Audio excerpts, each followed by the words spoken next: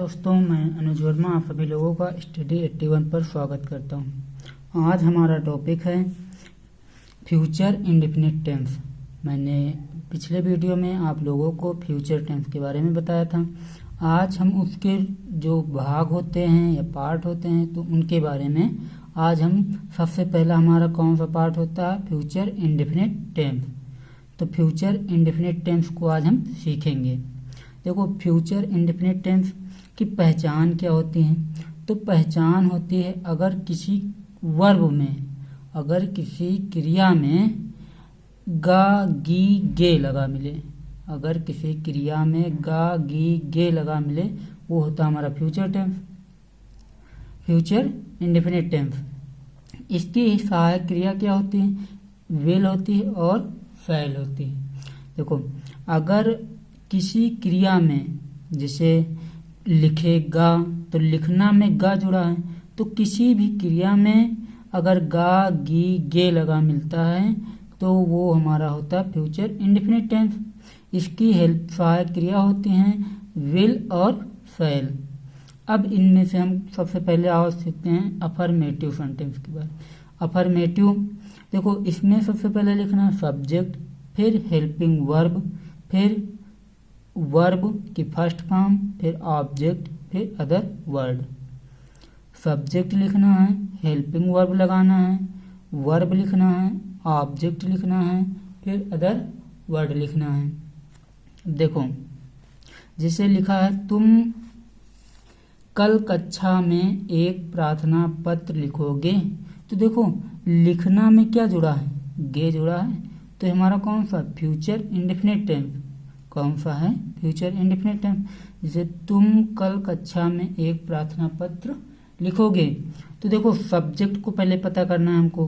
तो सब्जेक्ट किसके द्वारा कार्य होता है, प्रार्थना पत्र लिखने का कार्य किसके द्वारा होता है, तो तुम के द्वारा होता है, तुम के द्वारा होता है, तो ये हमारा सब्जेक्ट हो गया। तो सब्जेक्ट लिख दो। फिर उसके बाद आती है helping verb. Helping verb will और फैल में से एक को चूज करना है। अगर देखो पिछले वीडियो में भी मैंने बताया था कि आई आ जाए वी आ जाए, आई आ जाए तो वी आ जाए, तो उसके साथ में फैल का प्रयोग करना और सभी के साथ में नाउन प्रोनाउन के साथ में विल का यूज करना। लेकिन अभी उसके कुछ कंडीशन अपवाद भी बताएंगे, कंडीशन बताएंगे कि इनके साथ में फैल का यूज होगा और आई वी के साथ में विल का यूज होगा। पहले एक समझो। देखो, पहले क्या करना, सब्जेक्ट, तो सब्जेक्ट को चूज कर लिए। जिसे तुम्हारे द्वारा कार्य हो रहा है तो ये हमारा सब्जेक्ट हो गया। फिर हेल्पिंग वर्ब, हेल्पिंग वर्ब हमने विल लगा दिया क्योंकि आई और वी को छोड़कर सभी अन्य प्रोनाउन के साथ में विल लगता है। फिर वर्ब आती है, तो जिसमें गा गी गे जुड़ा होता है वही हमारी वर्ब है।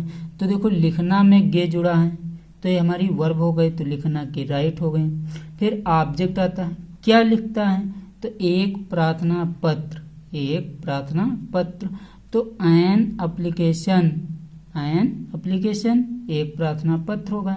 फिर कहाँ लिखता है, कक्षा में, तो ये हमारा अदर वर्ड हो गया।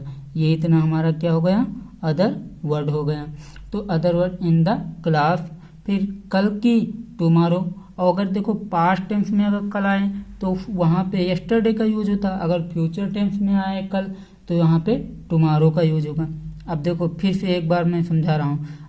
जैसे जो सब्जेक्ट होगा उसको पिक कर लो, तो सब्जेक्ट इसमें तुम है तो तुमको। फिर हेल्पिंग वर्ब आपको लगाने हैं, तो हेल्पिंग वर्ब विल लगा दो क्योंकि आई वी को छोड़कर सभी के साथ में विल लगता है, तो विल को लगा दो।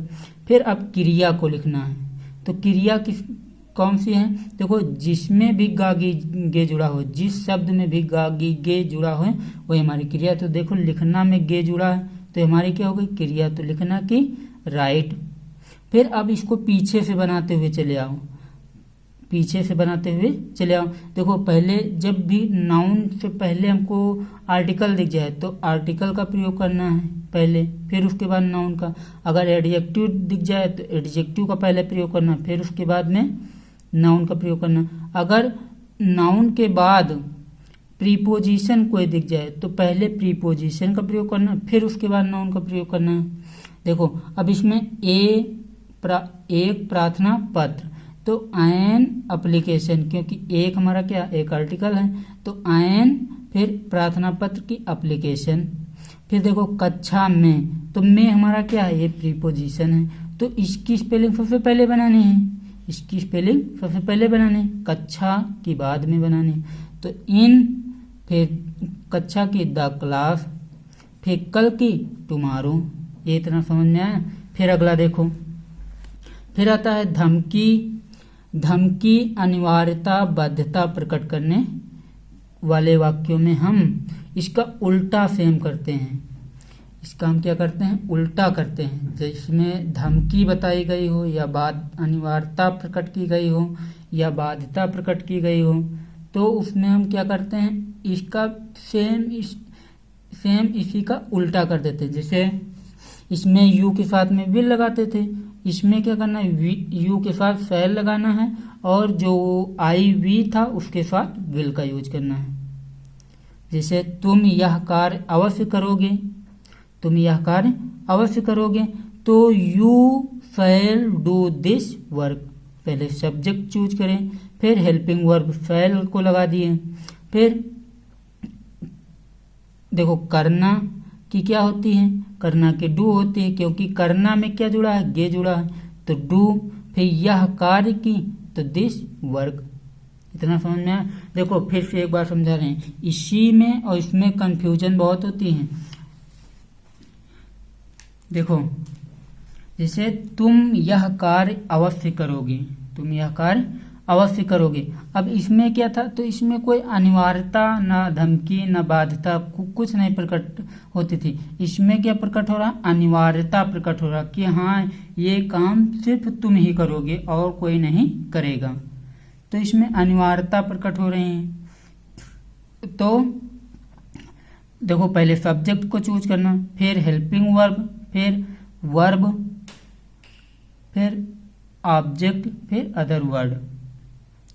देखो अब इसमें जो अवश्य लिखा होता इसकी स्पेलिंग हम कुछ नहीं बनाते हैं, इसकी स्पेलिंग कुछ नहीं बनाते। जैसे लोग कहते हैं आई kill you, I kill you, मैं तुम्हें मार डालूंगा या मैं तुम्हें मारूंगा, I kill you, I will kill you. तो देखो उसमें धमकी दे रहे हैं, क्या कर रहे हैं, धमकी दे रहे हैं कि हाँ मैं तुम्हें मारूंगा, तो धमकी देते हैं। तो बताएं अगर धमकी वाला आ जाए वाक्य या अनिवार्यता वाला आ जाए या बाध्यता प्रकट होती है, तो उसमें हम क्या करते हैं, आई वी के साथ विल का यूज करते हैं और सभी के साथ में शैल का यूज करते हैं। तो इसमें सब्जेक्ट क्या है, तुम है, तो तुम के यू। फिर अब इसमें अनिवार्यता प्रकट हो रही है, अनिवार्यता प्रकट हो रही है, तो हम क्या यूज करेंगे, शैल का यूज करेंगे, तो शैल। फिर अब देखो क्रिया क्या है इसमें, देखो किसमें गा गी गे जुड़ा है, तो करोगे, करना में गे जुड़ा है, तो करना की डू होती है। फिर यह कार्य की, यह कार्य की दिस वर्क, क्योंकि यह हमारा एक एडजेक्टिव है और ये क्या है, कार्य नाउन है, तो पहले एडजेक्टिव फिर उसके बाद नाउन, तो यह कार्य की दिस वर्क। ये इतना समझ में आया। फिर अगला देखो अगला आता है निगेटिव। निगेटिव देखो इसमें करना कुछ नहीं है, सेम उसी तरह करना है, सिर्फ आपको क्या करना है, नहीं के लिए जो हेल्पिंग वर्ब होती है उसके बाद नॉट का यूज कर देना। जैसे सब्जेक्ट, हेल्पिंग वर्ब, फिर नॉट, फिर वर्ब, फिर ऑब्जेक्ट, फिर अदर वर्ड। ये इतना करना। जैसे मैं आज स्कूल नहीं जाऊंगा, तो मैं के साथ में शैल का यूज होता, तो आई शैल, फिर नॉट लिखा नॉट, फिर गो जाऊंगा की गो, फिर स्कूल की टू स्कूल, फिर आज की today. I shall not go to school today, मैं आज स्कूल नहीं जाऊंगा। ये इतना इस तरह निगेटिव में क्या करना, सिर्फ आपको करना कुछ नहीं, जो हेल्पिंग वर्ब थी उसके बाद जस्ट नॉट लगाना है और सेम सेंटेंस जिस तरह ऊपर वाले में बनाते थे उसी तरह इसमें भी बनाना है। देखो फिर आता है second type interrogative. Second type first type interrogative sentence. First type में पहले हेल्पिंग वर्ब, फिर सब्जेक्ट, फिर वर्ब, फिर ऑब्जेक्ट, फिर अदर वर्ड, फिर क्वेश्चन मार्क का चिन्ह। देखो फर्स्ट टाइप इंट्रोगेटिव सेंटेंस में जब वाक्य की शुरुआत क्या शब्द से होती है, जब वाक्य की शुरुआत क्या शब्द से होती है तो होता फर्स्ट टाइप इंट्रोगेटिव सेंटेंस। तो देखो पहले इसमें क्या करना है, हमको हेल्पिंग वर्ब लिखनी है। पहले क्या करना है, हेल्पिंग वर्ब, फिर सब्जेक्ट को चूज करना है, फिर वर्ब, फिर ऑब्जेक्ट, फिर अदर वर्ड, फिर क्वेश्चन मार्क का चिन्ह लगाना। जैसे क्या सीता कल लखनऊ जाएगी, क्या सीता कल लखनऊ जाएगी। तो हमने देखो क्या सीता कल लखनऊ जाएगी।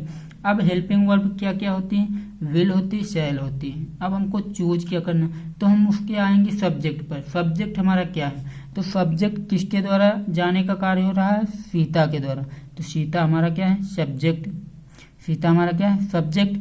तो सब्जेक्ट सीता है तो इसमें क्या लगेगा, विल लगेगा क्योंकि आई और वी के साथ में सिर्फ फैल लगता है, आई वी के साथ में फैल लगता है और सभी के साथ में विल लगता है। लेकिन जब धमकी अनिवार्यता या बाध्यता प्रकट होती तब उसमें इसका उल्टा हो जाता है। तो और सभी के साथ शैल और आई वी के साथ विल लगता है। तो इसमें वैसा तो हो नहीं रहा। तो इसमें सीता है सब्जेक्ट, तो इसके साथ में विल लगेगा। तो पहले हेल्पिंग वर्ब विल लिख दिए, फिर सब्जेक्ट सीता को लिख दिए, फिर क्रिया इसमें क्या है, जाएगी। तो जाएगी की गो, फिर ऑब्जेक्ट इसमें है तो ऑब्जेक्ट इसमें नहीं है। फिर अदर वर्ड टू लखनऊ जाएगी, टू लखनऊ, फिर कल की टुमारो, फिर अंत में क्वेश्चन मार्क का चिन्ह। ये इतना इसमें करना है। फिर अगला आता है हमारा, फिर आता है second type interrogative. Second type में कुछ स्पेशल फैक्ट भी हैं, इसी में बता देंगे। पहले इसमें क्या करना, जो क्वेश्चन वर्ड होगा उसको लिखना है, फिर हेल्पिंग वर्ब, फिर सब्जेक्ट, फिर वर्ब, फिर ऑब्जेक्ट, फिर अदर वर्ड, फिर क्वेश्चन मार्क का चिन्ह। जैसे देखो पहले हमको क्वेश्चन वर्ड पिक करना है, तो क्वेश्चन वर्ड इसमें क्या है, क्यों है। जैसे अब वह तुम्हें क्यों परेशान करेगा, अब वह तुम्हें क्यों परेशान करेगा। तो इसमें क्वेश्चन वर्ड क्या है, जब वाक्य के बीच में कोई प्रश्नवाचक शब्द आता है तो वही हमारा क्वेश्चन वर्ड होता है और उसकी स्पेलिंग सबसे पहले बनानी होती है। तो क्योंकि वाई हो गई, क्योंकि वाई हो गई। फिर हेल्पिंग वर्ब हमारे क्या है, तो हेल्पिंग वर्ब, अब देखो हेल्पिंग वर्ब लगाने के लिए हम आएंगे सब्जेक्ट पर। तो सब्जेक्ट हमारा क्या है, वह है। सब्जेक्ट क्या है, क्योंकि उसके द्वारा हो रहा है काम परेशान करने का, वह सब्जेक्ट है। तो वह की ही, वह की होती ही, और ही के साथ में हेल्पिंग वर्ब विल लगती है। तो why will he, why will he. पहले क्वेश्चन वर्ड, फिर हेल्पिंग वर्ब, फिर सब्जेक्ट। तो पहले क्वेश्चन वर्ड, फिर हेल्पिंग वर्ब, फिर सब्जेक्ट। फिर आता है वर्ब। तो वर्ब इसमें क्या है, परेशान करना, परेशान करना ये वर्ब है। तो परेशान करना की टीज हो गई, ये हमारी वर्ब हो गई। ऑब्जेक्ट इसमें क्या है, किसको परेशान कर, तो तुम्हें क्या है, हमारा ऑब्जेक्ट, तुम्हें की यू। फिर अदर वर्ड क्या बचा, अब, तो अब की नाउ, फिर अंत में क्वेश्चन मार्क का चिन्ह लगा देना। इस प्रकार इसको करना है। देखो फिर से समझो, देखो पहले क्या करना है, हमको क्वेश्चन वर्ड पिक करना, फिर हेल्पिंग वर्ब, फिर सब्जेक्ट, फिर वर्ब, फिर ऑब्जेक्ट, फिर अदर वर्ड। तो सब्जेक्ट सबसे पहले क्वेश्चन वर्ड, जैसे अब वह तुम्हें क्यों परेशान करेगा। तो सबसे पहले क्वेश्चन वर्ड इसमें क्या है, क्यों है। तो क्योंकि वाई होती, तो इसकी स्पेलिंग सबसे पहले बनाओ, वाई हो गया, वाई हो गया। फिर हेल्पिंग वर्ब, अब हेल्पिंग वर्ब जानने के लिए हम आएंगे सब्जेक्ट पर। तो सब्जेक्ट के हिसाब से विल लगाएं कि शैल लगाएं। तो सब्जेक्ट हमारा क्या है, वह है। तो वह की क्या होती है, ही होती है। इसके साथ में हेल्पिंग वर्ब क्या लगती हैं, विल लगती हैं। तो विल लगा दो। अब सब्जेक्ट जान गए हो, वह है, तो सब्जेक्ट को लिख दो। फिर अब वर्ब इसमें क्या है, तो परेशान करना, ये हमारी वर्ब हो गई। तो परेशान करना की टीज होती है, तो टीज लिख दो, टीज। अब फिर किसको परेशान करता, तो ऑब्जेक्ट इसमें क्या है, तुम्हें, तो तुम्हें की यू। अदर वर्ड क्या बचा, अब, तो अब की नाउ, पे क्वेश्चन मार्क का चिन्ह लगा दो। इस प्रकार इसको करना है। फिर आता हमारा कल राजा को कौन निमंत्रण देगा।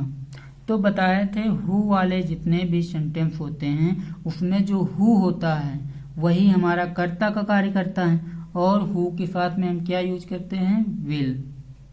हु के साथ में विल का यूज करते हैं। जैसे कल राजा को कौन निमंत्रण देगा। तो देखो कौन हमारा क्या क्वेश्चन वर्ड, इसको पहले लिख दो हु, फिर हेल्पिंग वर्ब विल, हु के साथ में विल, फिर वर्ब इसमें क्या है, निमंत्रण देगा। निमंत्रण देगा कि इनवाइट, निमंत्रण देगा कि इनवाइट। फिर ऑब्जेक्ट क्या है इसमें, तो राजा को, तो द किंग राजा को। फिर अदर वर्ड क्या बचा, कल की टुमारो, फिर अंत में क्वेश्चन मार्क का चिन्ह लगा देना। ये इतना करना। देखो जब कौन वाले वाक्य आ जाए तो इसमें सबसे पहले हु लिख दो, फिर हेल्पिंग वर्ब विल लगती है तो विल लगा दो। फिर अब वर्ब लिखना है, इसमें सब्जेक्ट नहीं लिखना, वर्ब लिखना है। फिर ऑब्जेक्ट लिखना है, फिर अदर वर्ड लिखना है, फिर अंत में क्वेश्चन मार्क का चिन्ह लगा देना। पहले जो हु होता है यही हमारा कर्ता का कार्य करता है, तो हु को पहले लिख दो, फिर हेल्पिंग वर्ब, तो हु विल, फिर वर्ब इनवाइट, फिर ऑब्जेक्ट द किंग, फिर अदर वर्ड टुमारो, फिर अंत में क्वेश्चन मार्क का चिन्ह। Who will invite the king tomorrow. इस प्रकार इसको हम बदलेंगे, हिंदी से इंग्लिश बनाएंगे। फिर अगला देखो, अब वह कितने कलम खरीदेगा। अब वह कितने कलम खरीदेगा। तो बताए थे जब हाउ मच, हाउ मैनी,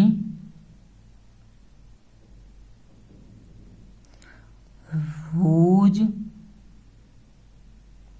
विच वाले वाक्य हों, ये चार तरह के, how much, how many, whose, which, ये चार तरह के अगर वाक्य होते हैं तो इसमें क्या करना है, इनके साथ जो ऑब्जेक्ट जुड़ा रहता है, जो नाउन जुड़ा रहता है उसको लिख देना है। तो देखो कितने कलम खरीदेगा, तो कितने कलम, तो कलम को हम गिन सकते हैं, तो हम क्या लगाएंगे, हाउ मैनी। तो हाउ मैनी, फिर इसके साथ में ऑब्जेक्ट क्या, कलम, तो पेन्स, हाउ मैनी पेन्स। अब हेल्पिंग वर्ब लगाने, तो हेल्पिंग वर्ब, अब हेल्पिंग वर्ब लगाने के लिए हम आएंगे सब्जेक्ट पर। तो सब्जेक्ट हमारा क्या है, वह है, तो वह हमारा, वह के साथ हेल्पिंग वर्ब क्या लगाते हैं, विल लगाते हैं, तो विल लगा दो। अब सब्जेक्ट वह है तो वह की ही, फिर खरीदना की बाई, फिर अब की नाउ, फिर अंत में क्वेश्चन मार्क का चिन्ह। तो इसमें जो क्वेश्चन वर्ड होगा उसको, फिर इसके साथ जो ऑब्जेक्ट होगा उसको, अब हेल्पिंग वर्ब, फिर सब्जेक्ट, फिर वर्ब, फिर अदर वर्ड, फिर क्वेश्चन मार्क का चिन्ह। ये इतना इसमें करना है। जो क्वेश्चन वर्ड होगा उसको लिखना है, जैसे कितने इसमें क्वेश्चन वर्ड है इसको लिख दिए। फिर इसके साथ में ऑब्जेक्ट क्या जुड़ा, कलम, तो कलम को लिख दिए, पेन्स। फिर हेल्पिंग वर्ब हमारी क्या है, विल है, तो विल लिख दिए। सब्जेक्ट क्या है, वह है, तो ही लिख दिए। फिर वर्ब क्या है, खरीदेगा, तो वो हमारी वर्ब है, तो खरीदेगा बाई। फिर अदर वर्ड क्या बचा, अब की, तो नाउ, फिर अंत में क्वेश्चन मार्क का चिन्ह। ये इतना करना है। इस तरह के वाक्यों को हम इस प्रकार इंग्लिश बनाते हैं। अगर आप लोगों को मेरा वीडियो अच्छा लगा हो तो प्लीज़ लाइक करें, सब्सक्राइब करें, कमेंट करें। Thank you so much.